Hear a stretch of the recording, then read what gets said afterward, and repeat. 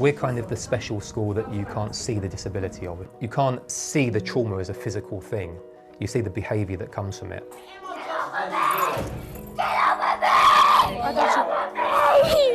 It's all right. What happened? We get a lot of children who have been abused, whether that be mentally, physically, sexually.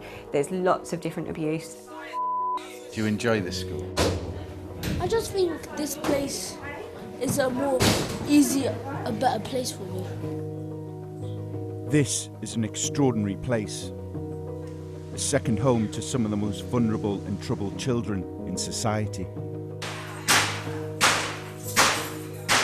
Rejected by a mainstream education system that just can't handle them. I think we take for granted the level of trauma that a lot of the kids have experienced. The good news is that there are special schools like this one that can help, and they're making a difference. That stupid, idiotic punk! The bad news is that there's not nearly enough of them, and more are closing. What do you think happens to kids who actually don't manage to get to a place like this? Very often, they get lost in the system almost. And the parents face an uphill struggle to find the help they desperately need. They're not getting the education, they're not getting the support, there's not the provisions there in place, and there's so many forgotten children.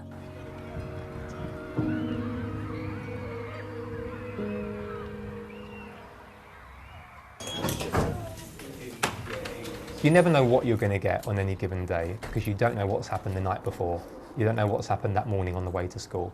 So I think all of the staff would agree that there's always that underlying level of anxiety of what's today going to bring. This special school caters for young people that's primary need is SCMH, which is social, emotional or mental health difficulties. I can completely understand why people see lots of our types of kids as troublemakers, but that's because they're troubled. I definitely don't see them as troublemakers. Morning. I see them as kids that need support, they need help. And in terms of kind of where the kids are coming from, is it all local or? No. So we've got quite a few kids that do come from Redbridge. I'd say maybe sort of 50-ish, 55% of them. But then the others come from far and wide. So we've got Havering, Barking and Dagenham, Newham, Enfield, Essex. So some of these kids are in a cab for like an hour and a half before they even get here. There's just not enough schools. There's not enough SCMH schools. We've had one parent email in this morning already to say that the child's had a meltdown at home, tried to strangle the parent, kicked off quite badly, and yet the kids then got in the cab and come to school. So you're not quite sure what you're going to get when the young person gets here because they've had quite a traumatic experience and meltdown already. Sydney's been here for, I think it's coming up for 3 years. Morning, Sydney. He was in mainstream, obviously, before he came here, and just couldn't cope with the fact that there's 30 children in the classroom, basically. He's not had to be restrained now for about 18 months. And it was like 5 to 6 times a day we was having to restrain him. He was either hurting somebody else or hurting himself through frustration. So many children don't get the support that they need. And there's not enough of these schools around, unfortunately, and they're limited spaces. So there's probably hundreds and hundreds of children just in this area that need to be in a special needs school like this and not mainstream, but they just don't get the opportunity. They're not getting that opportunity because these types of special schools are full to the brim. Perfect. So if you just make sure he comes to school to do his exam when you're finished at the police station, that would be great. They're having to turn away way more kids than they're taking in. What I do know is that demand for that kind of provision is increasing. And what ends up being the case is if children don't get the help they need early, it escalates and it becomes crisis point. Manisha, can I give you the list? Sorry. The reason for the increase in demand is that more and more children are suffering from mental health problems. There's been a 25% rise since the start of the pandemic. Anything to declare? It's harder to get in here than it is to get through customs. We've got 40 places in primary and 40 places in secondary. We have consultations come through regularly. I've had 6 come through this week and we're full. So, I mean, I think last year was about 136, 137. This year is higher than last year. That you just have to turn away? Yeah. And we have kids that have come here that have been waiting for a place in a school like this that haven't been in school for 18 months, 20 months. How different is this place to a mainstream school? You couldn't even compare. You just couldn't compare. Oh, God. The deputy head has been called to check on one of the younger pupils. He's been causing some problems. Oh, what's happened? I hate my life, that's why. What's happened? I hate my life. Come over here. Let me pick you up. What's happened? I hate my life. Why? Because I hate my life. I thought we had a little plan for today. What was the plan? Let's get into your castle and find out, shall we? Something's happened. He's throwing things around the room. Yeah, you were saying I hate my life. Yeah, and then we've just talked about taking a photo for Mum and Dad. He's going to Dad's house this weekend. One photo for Mum, one photo for Dad. And just like that, he's back engaged and he'll spend half an hour doing that now and be settled. Hopefully, he'll be fine for the day. Again. But minutes later, the same pupil appears to be struggling.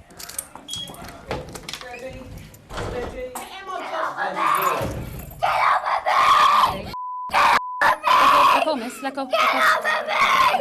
Get over me! Sorry. Sorry. Get over me! I got you. It's alright. It's alright. What happened? What happened? Get over me! Come at me.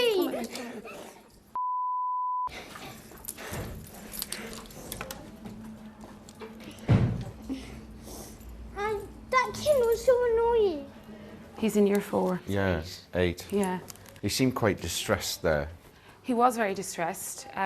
He can become very volatile and very violent. And then he can just switch it in 2 seconds, like you saw, and sit with you and talk about anything. Be the sweet kid again. Yeah, yeah. But it's his way of listening. Listen to me. No one's listening to me. That's what he felt like. We'll just see the end of P. This can often be a trigger.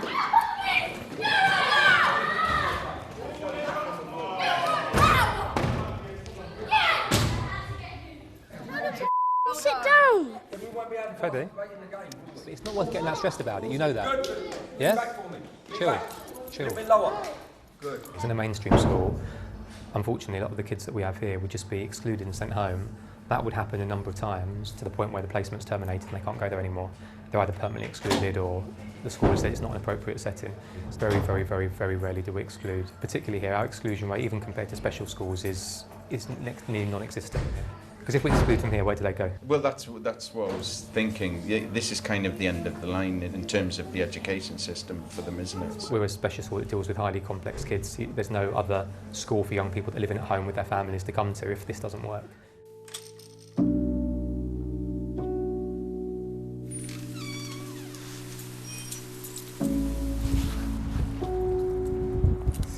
At the end of the day, when I leave, I appreciate the silence for a little while.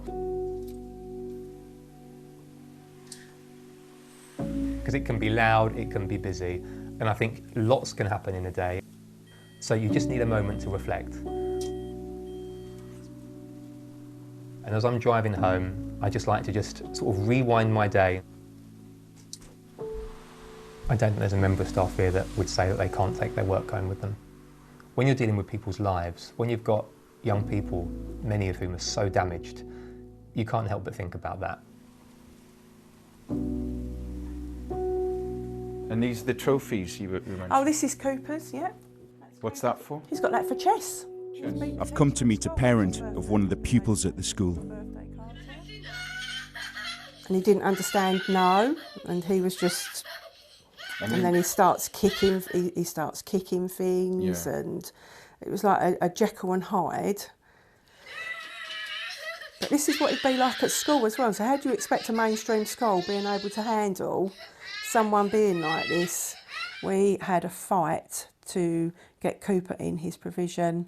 When Cooper gets in from school and I say, "How's your day been?" he says, "Good." Cooper would never say anything like that because he was always being kicked out of school. The conditions he has, like ADHD and autism, as well as a few others, if you could take away all of those conditions, would you? No, I wouldn't. Cooper's Cooper, and we're in it through thick and thin, and as he's growing up, he's turning into a lovely young man. I wouldn't change him for the world. The swing's where all the trouble begins. On top of the slide lays the king of the castle, full of all the dirty rascals. In the cage, the football is played. It's just an ordinary special needs school. And in charge of it all, Mr. Walter stands tall. Mr. Reese, the retired beast, Miss Purcell, the Irish devil. It's just an ordinary special needs school. What was your old school like? I didn't really learn a lot there, because they didn't have the requirements to help me with my special needs. That's why this school's good. What special needs do you have, Cooper? ADHD, autism and Asperger's, I think. How do you feel about having those conditions? Well, I mean, if I act retarded, I'll just use them. Like, I'm autistic. Yeah, I use my autism as a advantage. Do you? Yeah. What is autism? I don't know, you just act different to the rest. That's what my mum says, I guess.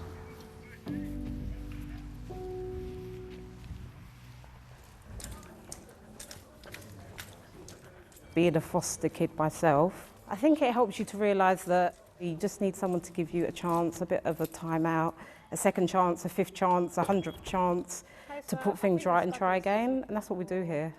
But do you understand now that when we go out at break time that we're not going to be physically touching one another when we're playing? Yes, miss.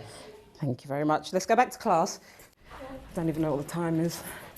We know things about the young people, about their lives, about their likes, their dislikes, about, you know, what they want, if they like to be, you know, soothed by a stroke on the shoulder, if they don't want to be touched. We know quite intimate details about the young people. As I'm walking up and down, it's beautiful sometimes to see how you've got 8 really complex kids sitting in a class doing their maths GCSE. So you get really lovely moments, and then you get moments where you've got young people that just aren't managing. Was it super bad or just a little bit bad? Bad. How many times? Not long. And actually, when you invest a little bit of time with those young people to work out why it is they're not managing, the story starts to sort of unravel. Ezra's come on a long way since he started here, haven't you? Yeah. My behaviour's getting way better. You have a mic. And I think a lot of the time, the kids are just seen as sort of naughty kids, but it's not. There's a lot more to it than that. I think we take for granted the level of trauma that a lot of the kids have experienced, and that trauma, those adverse experiences, is not just that they've had 1 or 2 of those. A lot of these kids have had 3, 4, 5 of those. And the staff here are fantastic. I may have been bitten yesterday, I may have been kicked yesterday. Every day starts again. Yeah. Stop it. Come here. Come here, please. Oh, just leave it now, please. He's just... You often find a queue outside my door when something's going on. One thing that everybody uses is emojis. And it's brilliant because when they're sitting there and they're describing how they feel but they don't really know what it is, they can just point. And I think I've had students before who are complete mutes and they just point and point and point, and you can do a whole therapy session without talking, just with the emojis. What do you think happens to kids who actually don't manage to get to a place like this? I think they get very badly misunderstood. I think they end up in quite dark places because they feel like they're constantly being judged or there's nowhere to go. They feel like there's no route for them.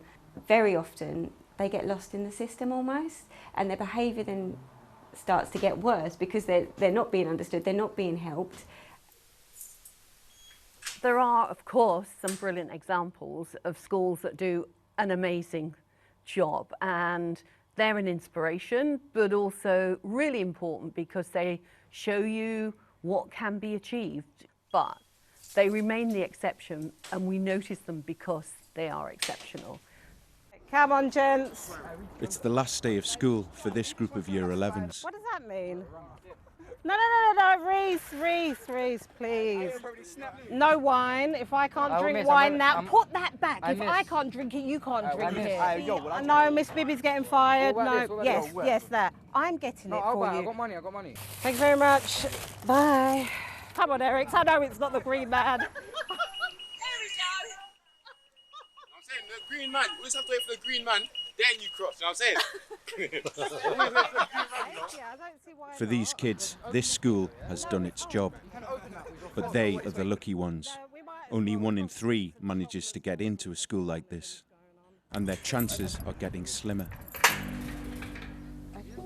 There's around 350 special schools like this one in England.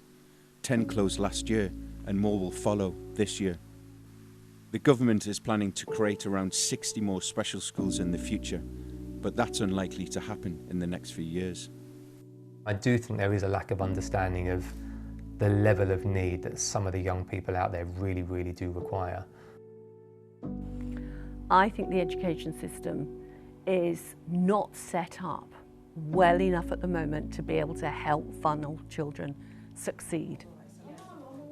Kids that should be getting the highest quality of education because of their needs are just falling further behind because there's not enough places to provide them with the quality of education that they need.